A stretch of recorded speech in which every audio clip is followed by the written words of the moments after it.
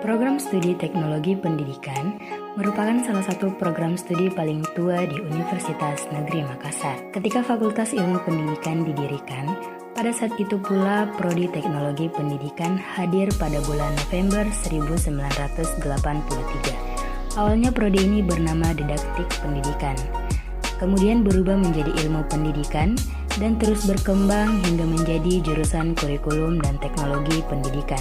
Barulah pada tahun 2015, Kurikulum dan Teknologi Pendidikan kemudian berubah menjadi Prodi Teknologi Pendidikan. Itulah tadi sekilas tentang Prodi Teknologi Pendidikan.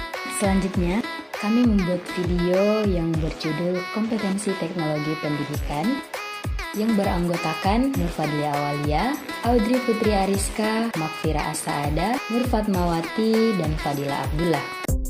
Nah, untuk di bagian pembuka, kita akan membahas tentang definisi dari teknologi pendidikan. Ada banyak definisi dari teknologi pendidikan. Dimulai dari definisi pada tahun 1963 oleh Association for Educational Communication Technology yang mengatakan bahwa komunikasi audiovisual adalah cabang dari teori dan praktik pendidikan yang terutama berkepentingan dengan mendesain dan menggunakan pesan guna mengendalikan proses belajar. Kemudian, teknologi pendidikan didefinisikan pada tahun 2004 oleh AICTE menyatakan bahwa teknologi pembelajaran adalah studi dan etika praktik untuk memfasilitasi pembelajaran dan meningkatkan kinerja melalui penciptaan penggunaan dan penggunaan proses dan sumber daya teknologi. Selanjutnya, kita akan membahas 5 kawasan teknologi pendidikan. Untuk kawasan pertama ada kawasan desain. Jadi, yang pertama ada namanya desain. Nah, kawasan desain ini itu merupakan strategi maupun produk dari proses pembelajaran. Nah, dalam desain ini ada 4 bagian. Yang pertama, desain sistem pembelajaran. Isinya menyangkut soal perencanaan, pengembangan, penelitian dari penilaian pembelajaran yang akan dilakukan. Kemudian yang kedua, ada namanya desain pesan.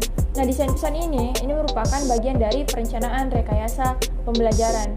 Desain pesan mengandung pesan-pesan apa yang ingin disampaikan dari isi pembelajaran yang akan diajarkan nantinya. Kemudian yang ketiga, strategi pembelajaran.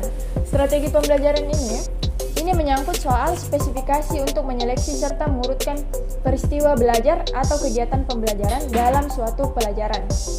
Nah, penelitian ini merupakan strategi pembelajaran yang ketiga. Kemudian yang keempat ada namanya karakteristik pembelajar. Nah, ini merupakan segi-segi latar belakang pengalaman pembelajar yang berpengaruh pada efektivitas proses pembelajaran yang dilakukan oleh pendidik. Kawasan yang kedua adalah kawasan pengembangan. Setelah desain, ada kawasan pengembangan. Pengembangan adalah proses penerjemahan spesifikasi desain ke dalam bentuk fisik. Kawasan pengembangan ini mencakup banyak variasi teknologi yang digunakan dalam pembelajaran. Namun, walaupun demikian, tidak berarti lepas dari teori dan praktek yang berhubungan dengan belajar dan desain. Tidak pula kawasan ini berfungsi bebas dari penilaian, pengelolaan, atau pemanfaatan. Kawasan pengembangan diorganisasikan ke dalam 4 kategori. Yang pertama, teknologi cetak, kedua, audiovisual, ketiga, teknologi berbasis komputer, dan teknologi terpadu. Kawasan yang ketiga adalah kawasan pemanfaatan. Nah, kali ini saya akan membahas tentang kawasan pemanfaatan.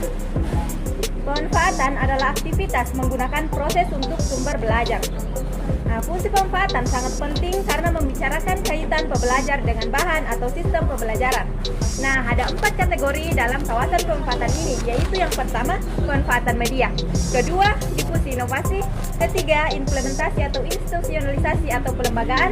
Dan keempat, kebijakan dan regulasi. Kawasan yang keempat adalah kawasan pengelolaan. Kawasan yang keempat yaitu kawasan pengelolaan. Konsep pengelolaan merupakan bagian integral dalam bidang teknologi pendidikan. dan dari peran kebanyakan para teknolog pembelajaran. Secara perorangan, tiap ahli dalam bidang ini dituntut untuk dapat memberikan pelayanan pengelolaan dalam berbagai latar. Seorang teknolog pembelajaran mungkin terlibat dalam usaha pengelolaan proyek pengembangan pelajaran dan pengelolaan pusat media sekolah. Kemudian kawasan pengelolaan terbagi menjadi 4 bagian, yaitu yang pertama pengelolaan proyek, yang kedua pengelolaan sumber, yang ketiga pengelolaan sistem penyampaian, dan yang keempat pengelolaan informasi.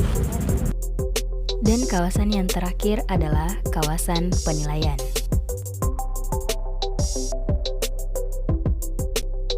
Kawasan yang terakhir adalah kawasan penilaian.